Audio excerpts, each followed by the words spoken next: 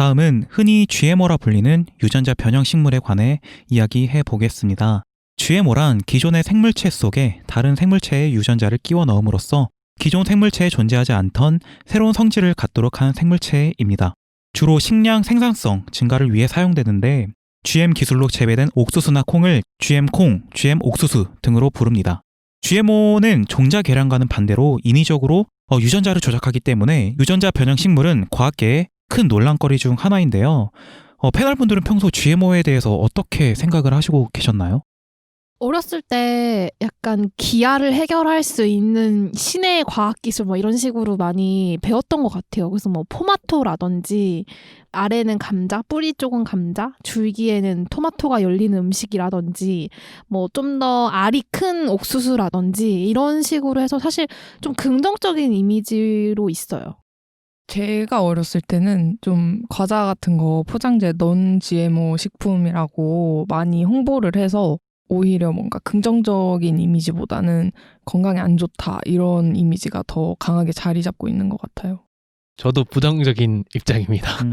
저 사실 GMO에 대해서 잘 몰라가지고 아직까지 말할 수 있는 게 없는 것 같아요. 근데 이건 GMO랑 좀 별개긴 한데 아까 난나님께서 GMO 얘기할 때 이게 개발되면 뭐 전 세계 기아 다 해결한다라고 말씀해 주셨잖아요. 근데 그럼에도 불구하고 기아를 해결이 안 되는 게 뭐냐면은 뭐 여러 가지 복합적인 이유가 있겠지만 사실 이제 세계에서 만들어내는 식량이 전 세계 인구를 다 먹이고도 남을 식량들이에요. 근데 이제 뭐 미국 등에서 되게 많이 식량을 만들잖아요. 남는 식량을 어떻게 하냐면은 그냥 바다에 버려버려요. 왜냐하면은 남는 식량을 그냥 뿌려버리면은 공급이 많아지니까 그 가치가 떨어지는 거예요. 그걸 막기 위해서 그냥 남는 거는 고기밥으로 바다에 던져버려요. 근데 버리는 게 맞는 건가요? 저는 제가 알고 있기로는 분명히 소비량보다 많은 식량이 생산이 되긴 하는데 좀 부가가치가 높은 식량을 생산되는데 다시 쓰인다는 거죠.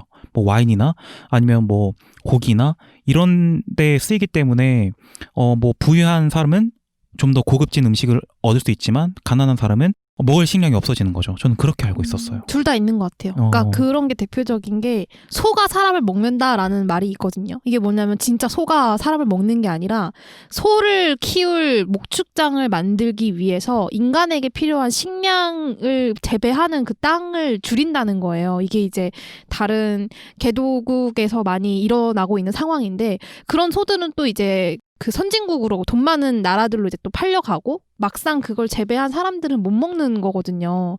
이런 게 문제가 된 경우가 있고 아까 마크님이 얘기한 경우는 요즘도 농사가 잘 되면은 버리잖아요. 배추라든지 뭐 어떤 작물이 나와가지고 너무 많아지면은 그걸 유통하는데 돈이 더 많이 들어가는 경우가 생겨서 그럴 경우는 되게 다 버리거든요.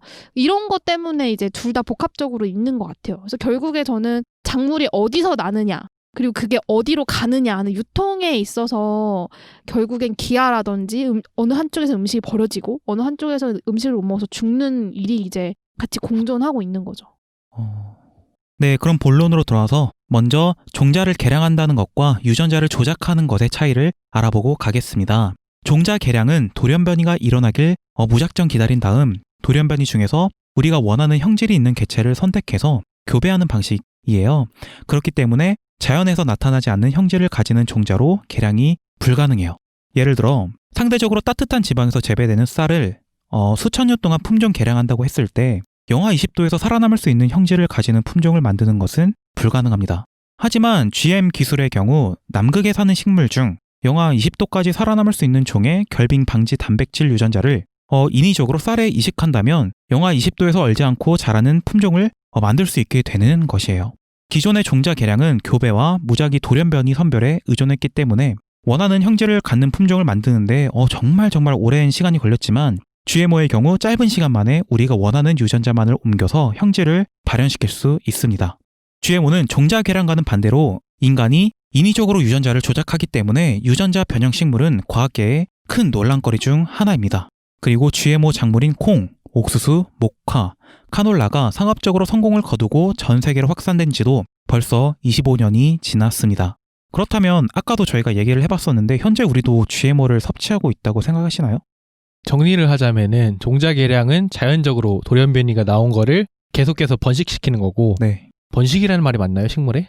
수정? 교배시키는 거죠. 교배시키는 거고 GMO는 이제 인간이 직접 유전자 조작을 해가지고 네. 새로운 품종을 만드는 거죠. 네. 그렇죠. 약간 아까 얘기한 포마토처럼 있을 수 없는 작물 이런 거는 다 GMO죠. 토마토요? 토마토라고 해서 그 뿌리 쪽은 감자 그리고 줄기 쪽은 토마토 이렇게 나오는 것이 되게 성공적인 사례로 남아 있거든요. 그리고 씨 없는 수박. 씨 없는 수박. 그쵸. 이것도 대표적으로 GMO고. 그러면 아직도 종자 개량을 하고 있어요? 아니면 GMO가 나오면서 GMO로 바뀌었어요? 하고 있겠지만 대다수가 옮겨갔지 않을까요? 아, 둘 다 하고 굉장히 있는 편한 것 같아요. 방법이 있는데 원초적인 방법을 이용할 리는 없다고 생각을 해요. 궁금한 게 종자 개량만의 장점이 있을까 해가지고. 보통 우리가 생각할 때 좀 더 안전하다고 생각을 하는 것 같아요. 왜냐하면 GMO 같은 경우에는 인간이 어떻게 보면 인위적으로 뭔가 유전자를 조작했지만 종자 개량 같은 경우에는 그런 경우는 없었거든요. 그게 정작 돌연변일지라도 인간이 인위적으로 유전자를 조작하진 않아서 안전하다라고 평가를 하는 것 같아요. 품종 개량은 농업 쪽에서도 계속 연구로 나오는 기사를 제가 몇 번 봐서 둘 다 하고 있는 것 같아요. 아무래도 GMO만 하진 않고 GMO에 대한 그런 문제점도 있기 때문에 같이 연구하는 것 같아요. 근데 이게 제가 궁금한 게 있는데 그냥 얼핏 봐서는 종자 개량이랑 GMO랑 비슷해 보이잖아요. 그래서 우리가 보고 있는 뉴스에서도 그게 좀 혼용되고 있지 않을까 이런 생각을 좀 했어요. 왜냐면 GMO가 워낙 좀 요즘에는 부정적인 이미지다 보니까 그냥 이렇게 두루뭉실하게 말을 하다 보면 잘 모르고 받아들이게 되지 않을까 이런 생각을 했거든요. 그렇죠. 그런 것도 있고 품종 개량을 한 식품과 그리고 GMO를 통해서 만든 식품이 이게 과연 동일한 자연 식품으로 봐야 될지도 의문이 있어요. 뭐가 더 안전한지에 대해서 계속 꾸준히 논란이 되고 있는 거예요. 근데 가공식품에 되게 많이 들어있을 것 같아요. 특히 두부 이런 데도 많고 과자나 편의점에 편의점이라고 하면 좀 그렇고 그러니까 가공된 과자, 막 종이봉지 과자라든지 그런 데 좀 많이 들어있지 않을까 하는 생각이 많이 드네요. 거의 다 들어있다고 보면 되죠. 그것도 다 표기를 하죠. 표기를 하는데 그게 3% 미만 GMO 식품이 들어가 있는 거는 논 GMO라고 하는데 그게 아예 없을 수는 없다고 그래요. 그래서 우리가 뭘 먹든 GMO 식품을 먹고 있는 겁니다. 진짜 피하려면 결국에는 진짜 내 텃밭에서 재배해가지고 그렇죠. 먹는 방법밖에 없는 거네요. 네, 우리는 이렇게 GMO를 평소에도 많이 섭취하고 있는데요. 우리나라는 2018년 기준 식량 자급률이 47%로 절반 이상을 해외 수입에 의존하고 있어서 그런 걸 수도 있어요. 그리고 해외에서 수입되는 식량에는 GMO도 포함이 되어 있는데 우리나라는 해마다 1000만 톤 정도의 GMO를 수입한다고 합니다. 그리고 이 중에서 대략 20%가 식용인데 GM 옥수수와 콩 등은 아이스크림, 과자, 빵, 라면, 음료수, 카놀라유 등으로 가공되고 식품이 아닌 GMO도 동물의 사료로 쓰이기 때문에 결국에는 우리가 생활하면서 GMO를 먹지 않는다는 것은 거의 불가능하다고 볼 수 있습니다. 이렇게 우리가 GMO를 섭취하는 것은 피할 수가 없어 보이는데요. 패널분들은 GMO가 그럼 유해하다고 생각을 하시나요? 일단은 저는 정확히 모르지만 그 WHO에서 그게 무해하다고 판단해서 결과가 나온 걸로 알고 있어요. 맞나요? GMO가 우리가 먹게 되기까지 굉장히 까다로운 조건들이 있어요. 그걸 통과했다는 거는 어느 정도 신뢰성이 있다는 거겠죠. 네. 제가 들은 걸로는 이제 그게 인간에게 무해하다라는 결과가 나온 걸로 알고 있고 또 이제 제가 아니오라고 한 이유는 GMO에서 가장 많이 걱정하는 부분이 뭐냐면은 이게 인간이 임의적으로 조작한 유전자이기 때문에 표면적으로 문제가 없어도 뭔가 문제가 생길 수도 있다. 그럴 가능성이 있다라는 거잖아요. 근데 저의 관점은 뭐냐면은 인간도 하나의 환경이 아닌가라고 봐요. 왜냐면 인간이 조작한 거라서 이게 임의적으로 만든 거다. 이거는 자연적으로 만든 게 아니라 인위적으로 만든 거다. 그래서 문제가 될 거다라고 보는 건데 인간이 조작한 것 또한 자연 환경 속의 하나다라고 저는 보는 입장이에요. 인간도 자연의 일부니까요. 그렇죠. 그래가지고 저는 그것도 문제 없다. 그냥 이렇게 될 거였다라는 생각을 갖고 있습니다. 유해라는 게 먹어서 안 좋다 뭐 이런 것도 있지만 사실 그 작물이 자연적으로 발생한 작물이 아닌 인간이 이제 발생한 작물인데 결국 또 똑같이 땅에서 키우잖아요. 네. 근데 이제 그랬을 때 생태계에 어떤 영향을 미칠까가 사실 저는 유해함에 좀 더 영향이 쓰여요. 그 유해함이. 그것도 논란이 그쵸. 굉장히 많죠. 그래서 인간은 사실 먹어서 소화시키는 거는 큰 문제가 아닐 수도 있다고 생각하거든요. 먹고 그냥 위장으로 가서 그냥 먹고 소화시키고 약간 이런 거서 미미할 수도 있겠다는 생각이 드는데 얘를 키운다고 했을 때 거기서 이제 땅에서 영향을 미치고 거기 동식물하고도 영향을 미치고 그랬을 때 생태계에는 어떤 영향이 될까? 거기에 대해서는 좀 불안하더라고요. 왜냐하면 너무나 이제 생태계 영향 같은 건 나비 효과 같이 어느 한 요소가 굉장히 큰 결과로 나타날 수도 있기 때문에 그런 면에서 좀 유해하지 않을까. 그것도 굉장히 논란이 많이 되고 있는 부분 중 하나인데 GMO를 인간에게 무해하도록 이렇게 유전자 조작이 된 그런 식품인데 이게 자연 환경에서 어떤 변종이 생길지는 모르는 거거든요. 그래서 논란이 많이 되고 있습니다. 근데 그런 GMO 식품을 다른 동물이 먹게 되면 그것도 영향이 있나요? 그것도 논란거리예요. 그것도 이게 확실하게 어떻게 정할 수가 없기 때문에 이게 GMO 식품이 어떻게 보면 저희가 먹은 지 25년이 됐거든요. 어떻게 보면 역사가 짧은 만큼 논란이 아직 많은 것 같아요. 그래서 제가 약간 인간이 가진 그런 유전자 조작 기술에 대한 우려와 공포에 대한 영화도 되게 많잖아요. 그 중에 하나가 주라기 공원인 것 같아요.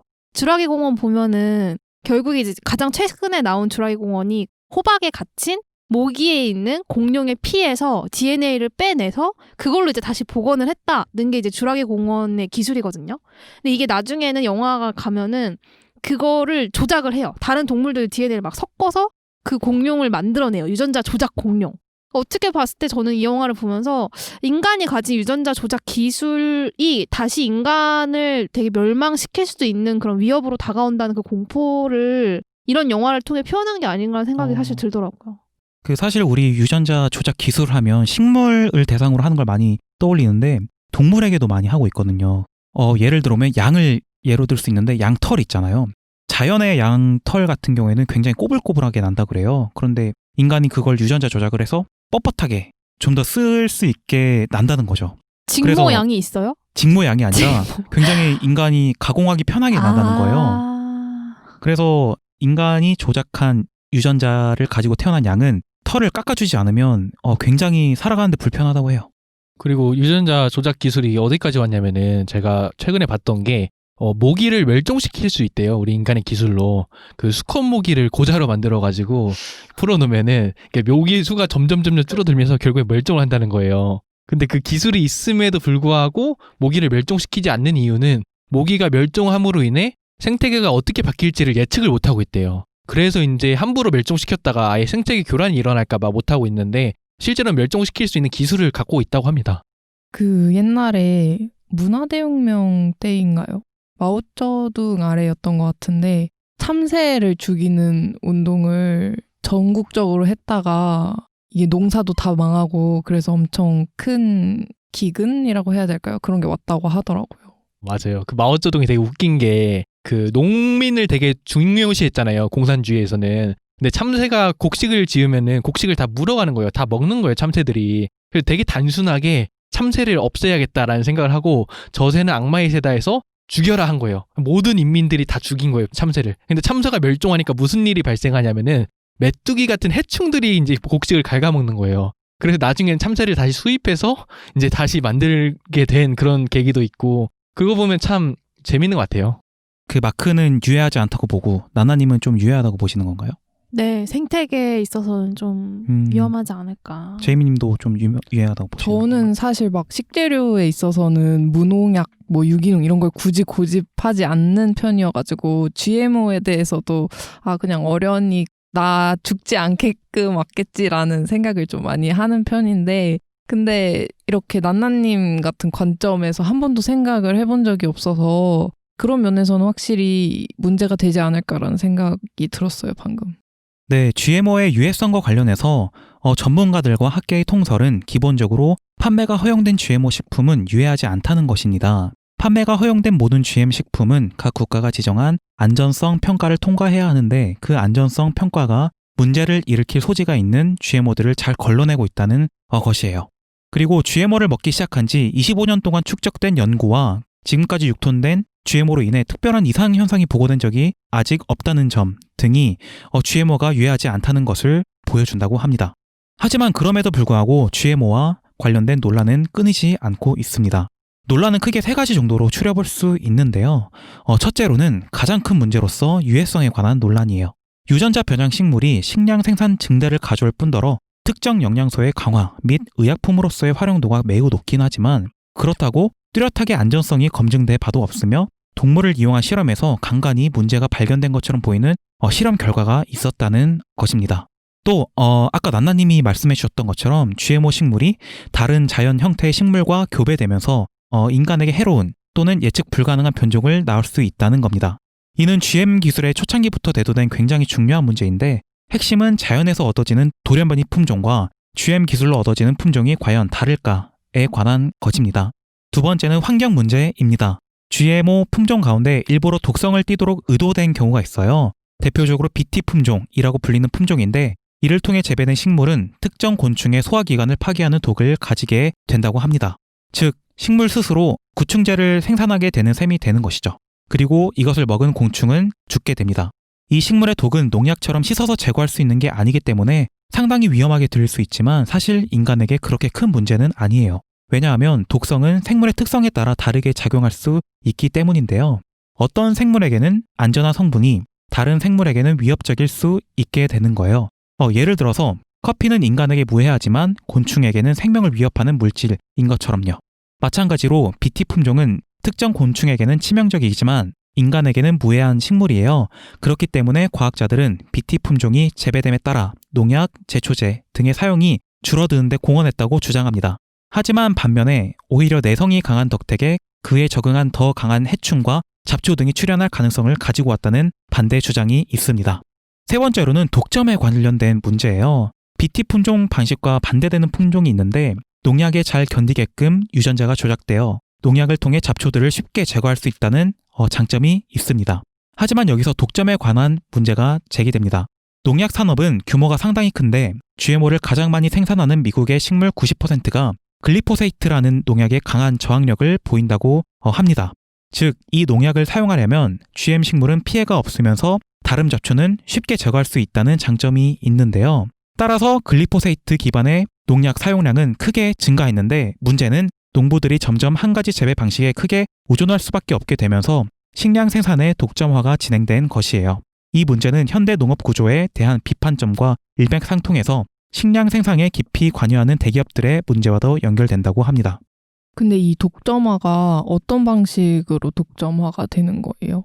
글리포세이트라는 농약을 어떤 미국의 한 회사에서 독점을 하고 있는데 여기에 맞춰진 GMO 식물이 개발되어서 그 식물이 굉장히 넓게 재배가 되고 있는 거예요. 그럼 그 회사만 독점을 하게 되는 거네요? 그래서 그 회사의 제초제가 굉장히 많이 팔리겠죠. 근데 이런 걸 보면은 발전을 해야 되나 안 해야 되나 생각이 항상 들더라고요. 그래서 저는 이런 거 이렇게 볼 때마다 약간 발전을 좀 반대하는 사람이거든요. 뭔가 계속 인간이 발전을 하면 할수록 이 생태계 전부를 다 고려할 수 없다 보니까 인간 위주로 하잖아요. 근데 그러다 보니까 이제 자연 문제도 발생하는 거고 지금 어떤 이런 기후 위기도 이렇게 발생했다고 보는 건데 그럼 발전을 안 해야 되는 건지 발전을 아예 다 막아야 되는 건지 기존에 어떤 인간들이 해왔던 방식대로 문제가 생기면은 그 문제를 또 해결할 기술이 나올 것이다 라는 식으로 저는 쭉 발전이 되어 왔다고 생각하는데 그게 맞는 건지 늘 고민이 되더라고요. 어떻게 생각하세요? 발전을 특히 이제 기후위기가 눈앞에 점점 다가오는 이 상황에서 발전을 해서 이거를 기술로 극복을 해야 되는 건지 아니면 발전을 안 하는 쪽으로 완전 방향을 바꿔야 되는 건지. 발전해야죠.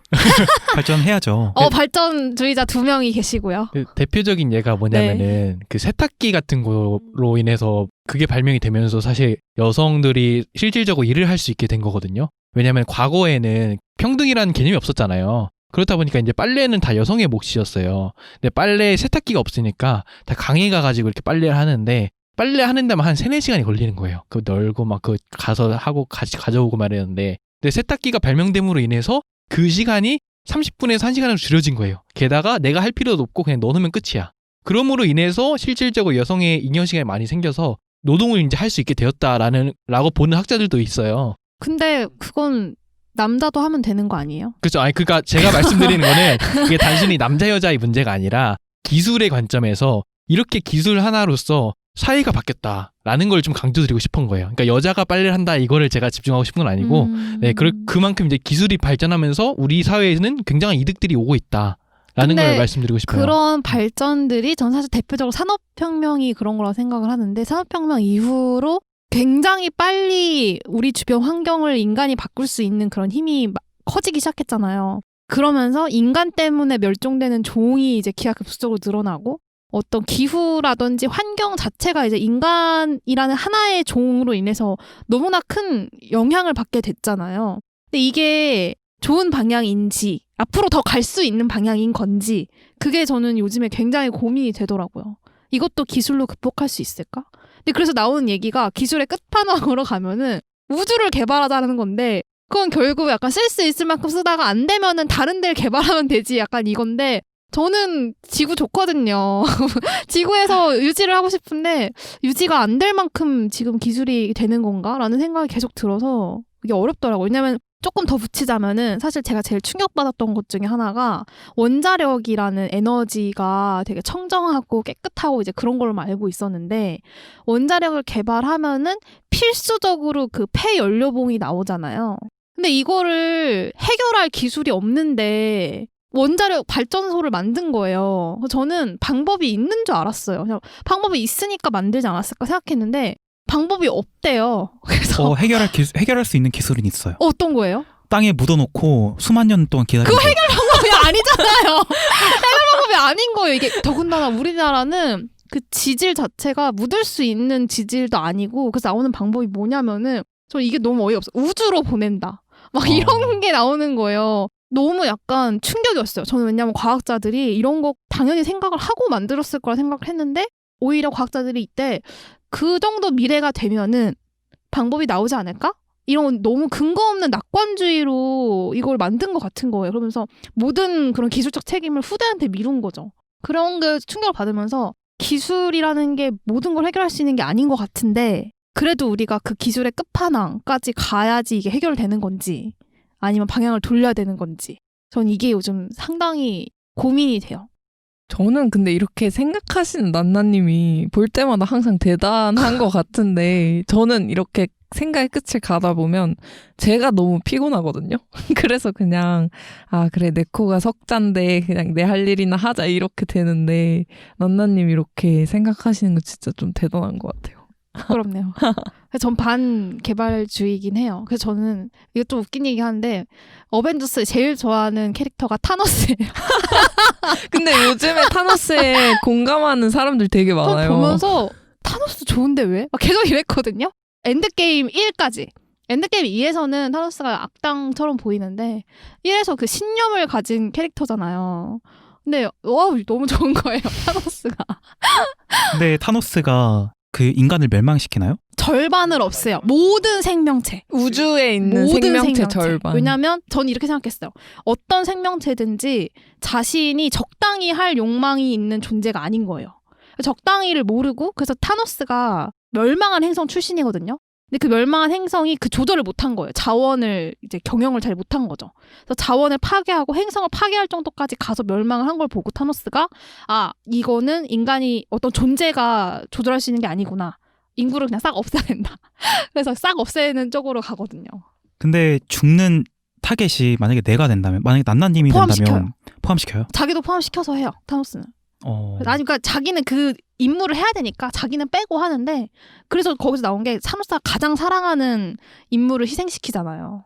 이게 제가 저번 시간에도 말씀드렸는데 이것도 순전히 인간 관점이거든요. 그러니까 지구를 지키자는 것도 사실 지구는 그 아무리 뜨거워져도 지구는 살 수 있어요. 원래 지구는 뜨거워졌다 차가워졌다 하는 게 지구이거든요. 원래 간빙기랑 빙하기 거치면서 계속 온도가 바뀌는 게 지구여서 아무리 뜨거워져도 지구는 살아남지만 인간이 멸종하는 거죠. 그러니까 결론은 우리가 잘 살 수 있는 지구를 지키자인 거예요. 그렇죠. 맞아요, 사실. 게다가 이제 그러려면은 인류가 사실 없어지면은 가장 좋죠. 지구한테는. 맞아. 그러니까 인류가 살 수 있는 지구를 지키기 위해서는 인류가 없어져야 된다는 모순이 있는데 그걸 위해서 나는 나 자신을 희생하고 내가 사랑하는 사람들을 희생할 수 있는가라고 보면은 또 대부분은 아니거든요.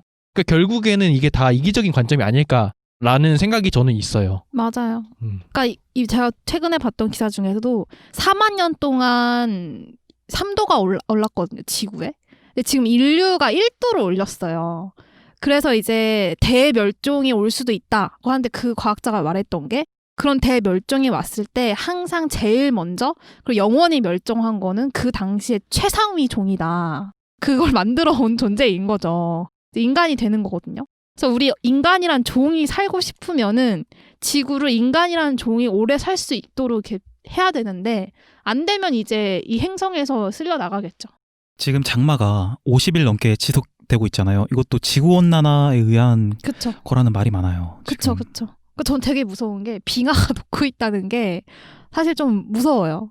전 그리고 아까 난나님의 말씀에 대해서 저는 답변하고 싶은 게 기술을 발전시켰을 때 뭔가 장애물이 생긴다면 저는 기술을 통해서 극복해야 된다고 보는 게 그러니까 지구온난화 같은 문제도 어떻게 보면 인간이 기술을 발전시키면서 발생한 어떤 안 좋은 현상이잖아요. 이런 걸 또 인간은 어떻게 대처를 하려고 하고 있냐면 그 예를 하나 들어보면 오늘 저희가 GMO를 다루잖아요. 이 GMO를 통해서 그 미국의 밤나무처럼 이산화탄소를 굉장히 많이 흡수할 수 있는 나무를 만드는 거예요. 그래서 그 나무를 심으면 어느 정도 이제 대기가 정화되겠죠. 이제 그런 식으로 저는 점차 해결을 할 거라고 보고요. 그리고 만약에 당장에 이제 원자력을 뭐 사용하지 않으면 이제 당장에 이제 저나 가족이나 피해를 보는 상황이거든요. 그래서 그걸 아예 이제 사용하지 않는다는 건 좀 무리가 있지 않나 싶습니다. 그리고 원자력 사용 안 하면은 화력 사용해야 되는데 화력 사용하면 또 미세먼지 겁나 나오거든요. 네. 그러니까 모든 것들은 다 문제를 일으키는데 원자력을 그 전에 이제 막 지었던 이유는 그 당시에는 원자력이 가장 베스트였던 거예요. 왜냐면 그때 후쿠시마 터지기 이전에 화력에서는 계속 미세먼지 나오고 환경 문제 나오고 비싸고 하니까 저렴한데 환경에도 건강해. 이거 터지지만 않으면 정말 좋은 베스트야. 그러니까 최고의 옵션으로 원자력을 가져왔던 건데 이제 후쿠시마 터지면서 또 이게 문제가 되니까 또 닫으니까 사실 이렇게 왔다 갔다 하는 게 옳은 건가라는 생각이 저는 들어요. 그러니까 원자력이 가지고 있는 문제도 있지만 그로 인한 강점도 너무 많거든요. 그렇기 때문에 여러 가지 방면으로 보면은 확실하게 하나가 정답은 없다라는 생각을 요즘에 많이 갖고 있어요. 근데 줄여야 된다는 생각은 들어요. 그러니까 독일 같은 경우는 지금 친환경 에너지로 전환을 하려는 걸 되게 많이 하고 동시에 에너지 아예 자체를 절감하는 거를 같이 가고 있거든요. 그러니까 저는 이걸 같이 안 가면 굉장히 힘들다고 생각을 하기 때문에 한국 사람이 좀 건강에 예민하잖아요. 그래서 제가 생각했을 때도 뭔가 이게 계속해서 환경에 안 좋다. 이런 거는 우리 지금 지구온난화에 굉장히 안 좋다라는 게 들어가면은 또 소비를 좀 적게 할 거란 생각은 들거든요. 그런 식으로 좀 많이 바꿔야 될 것 같다는 생각은 들어요. 저는 바뀌는 중인 것 같아요. 요즘에 가장 유명한 단어가 뭐 친환경 뭐 이런 거잖아요. 전기차도 마찬가지고 도쿄 의정서나 뭐 그런 걸 통해서 파리 기후 협약이나 이런 걸 통해서 저는 극복하려는 노력을 하고 앞으로 저는 극복될 거라고 봅니다. 지구야 힘내. 네. 네, 지금까지 유전자 변형 식물의 단점을 알아보았는데요. 지금부터는 장점을 좀 더 살펴볼게요. 유전자 변형 식물은 본래 식품의 생산성 및 품질을 위해서 생산된 만큼 많은 이점을 지니고 있습니다. 먼저 해충과 잡초 등에 잘 견디고 쉽게 부패하지 않아서 방부제를 치지 않더라도 오래 보관이 가능해요. 생물의 영양분을 조절함으로써 인간이 가지고 있는 각종 영양 결핍으로 인한 질병 문제도 해결할 수 있게 됩니다. 그리고 현대에 접어들며 늘어나기 시작한 육류 소비에 관해서 목축에 드는 사료량을 충당할 수 있다는 장점도 있습니다. 그리고 GMO의 장점이 돋보인 사례들을 몇 가지 소개해 드릴게요. 먼저 가지가 있는데요. 가지는 방글라데시가 중요시하는 품종입니다. 하지만 종종 병충해에 파괴되곤 해서 농부들은 강력한 농약에 기댈 수밖에 없었어요. 이는 생산 비용을 증가시킬 뿐만 아니라 농부들의 건강에도 악영향을 미쳤습니다. 2013년 새로 등장한 GMO 품종은 이 문제를 해결합니다. 아까 말씀드렸던 BT 품종은 곤충에게는 독성을 띠지만 사람에게는 영향을 주지 않아요. BT 기술이 도입된 가지는 농약 사용을 80%가량 감소시켰고 농부들은 건강해졌으며 이들의 수익 또한 크게 증가했다고 합니다. 때로는 GMO 품종의 도입이 유일한 선택일 수도 있는데요. 1990년대 하와이의 파파야 농업은 새로 등장한 링스팟 바이러스 때문에 몰락 위기를 겪었습니다. 이 바이러스의 유일한 해결 방법은 파파야의 유전자 조작을 통해 바이러스의 면역을 띠게 만드는 것이었고 이 유전자 기술의 도움이 없었다면 현재 파파야 농업은 무너졌을 것입니다. 네, 이렇게 GMO의 단점과 장점을 살펴보았는데요. 패널분들은 GMO의 미래를 어떻게 보시나요?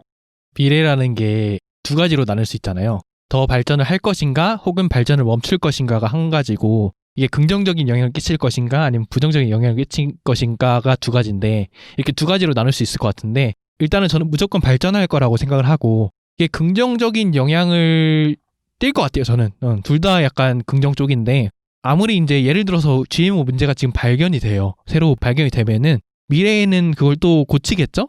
그런 식으로 계속해서 수정하면서 나아가니까 발전도 계속되고 인류에 긍정적인 영향을 끼치지 않을까라고 생각을 합니다.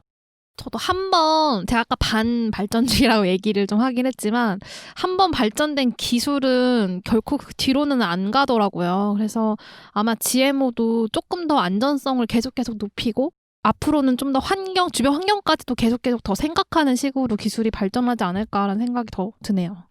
네, 패널분들의 생각을 들어봤는데요. 지구의 인구는 계속해서 증가하는 추세입니다.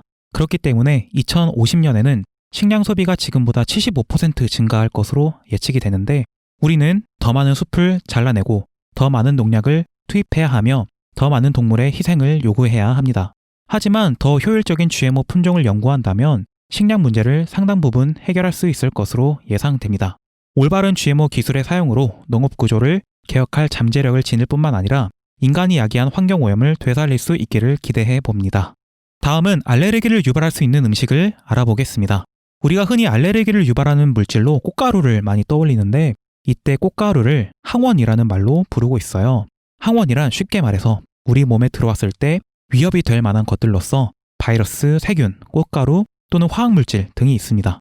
항원을 우리 몸을 공격하는 창이라고 비유한다면 우리 몸에 방어할 수 있는 수단이 있어야겠죠? 그걸 항체라고 하는데 항원에 반응하는 단백질 성분으로 항원을 방어하는 방패 역할을 합니다. 그리고 항원과 항체가 싸우는 과정에서 나타나는 증상 중 하나가 바로 알레르기 반응인 거예요. 패널분들에게 알레르기 반응을 일으키는 특정 음식이 있나요? 저는 거의 없어요. 먹는 걸로는 알레르기를 느껴본 적 없어서 좀 복받은 태형이라고 생각하고 있습니다. 저는 알레르기는 딱히 없는 것 같고 근데 유당불내증이 살짝 있어서 락토프리 우유만 마십니다. 저는 꽃 알레르기가 있어서 아름다운 여성들 보면은 알레르기가 생겨요. 자르세요 이거. 커트. 학교에는 요즘에 근데 그 견과류 알레르기 있는 아이들이 되게 많아요. 은근히 반에 한두 명씩은 꼭 있어서 급식 먹을 때 체크를 꼭 해야 돼요. 신기하더라고요. 제가 어렸을 때는 주변에 견과류 알레르기 있는 친구를 본 적이 없는데 요즘은 좀 많아졌더라고요. 근데 알레르기가 지속되는 게 아니라 그게 지나면 없어지는 것 같아요. 예를 들어서 저는 동물 털 알레르기 있었거든요. 되게 심했는데 동물이랑 같이 쭉 있다 보니까 그게 없어지더라고요. 근데 그렇게 생각하면 굉장히 위험하다고 합니다. 아 진짜요? 이게 우리 면역을 생각해서 한번 알레르기를 겪은 다음에 좀 익숙해지면 괜찮겠지라고 생각을 하는데 그게 전혀 아닌 거예요. 그러면요? 근데 증상이 없어졌는데. 증상이 없어진 다른 이유에서였지 이게 뭐 면역이 생기거나 그런 건 아니에요. 예를 들어서 원래는 이제 가까이만 가서 몇 번만 만져도 기침을 엄청 했단 말이에요. 재채기를. 눈물도 되게 많이 나고 얼굴도 빨개지고 그랬는데 지금은 그런 게 하나도 없거든요. 그래서 이게 그냥 면역이 생겼나 이런 생각을 했었거든요. 그런데 한 가지 주의해야 할 점이 뭐 알레르기를 가지고 있는 분은 거기에 익숙해지면 되겠지라고 해서 자주 접하시면 절대로 안 됩니다. 면역이 생기거나 그런 개념이 아니기 때문에 주의를 항상 하셔야 됩니다. 네, 알레르기 반응의 증상은 그저 기분이 나빠지거나 피부가 가렵고 뭐가 나는 정도부터 시작해서 심하게는 호흡곤란이 일어날 수도 있습니다. 그 외에 아토피나 알레르기성 비염 등의 증상이 나타나기도 하며 증상이 한 가지만 있는 경우도 많지만 여러 가지 증상이 복합적으로 나타나는 경우도 있다고 하네요. 알레르기를 유발할 수 있는 음식에는 어떤 것이 있을까요? 식품의약안전처, 식약처에서 지정한 알레르기 유발 식품은 총 19종입니다. 그중 가장 많이 알레르기 반응을 일으키는 음식은 우유, 생선, 계란 등의 음식이고 이외에도 땅콩, 나무열매, 보리, 콩, 키위 등의 음식이 있습니다. 그리고 2003년 5월부터 난류, 우유 등 19종 원료에 대해 해당 원료가 첨가되었거나 또는 포함되지 않더라도 생산 과정에서 혼입 가능성을 우려해 제품 포장에 경고 문구를 의무적으로 표시하고 있으니까 자신이 특정 음식에 알레르기 반응이 있다고 하신다면 음식을 드시기 전에 꼭 경고 문구를 확인하고 드시는 것을 권장드립니다. 네, 지금까지 두 가지 파트를 분류해서 이야기를 나눠봤어요. 첫 번째로는 암을 유발할 수 있는 음식, 독이 있는 음식, 그리고 알레르기를 유발할 수 있는 음식을 알아봤고요. 그리고 GMO라고 불리는 유전자 변형 식물에 대해서 알아봤습니다. 네, 유익한 시간이 되었길 바라며 이상 마치겠습니다. 오늘도 슬기로운 지식 한 잔에 취하세요. Cheers. toujours madame mais mon cœur toujours padam padam avec un avec une baguette marchant sur la tour Eiffel.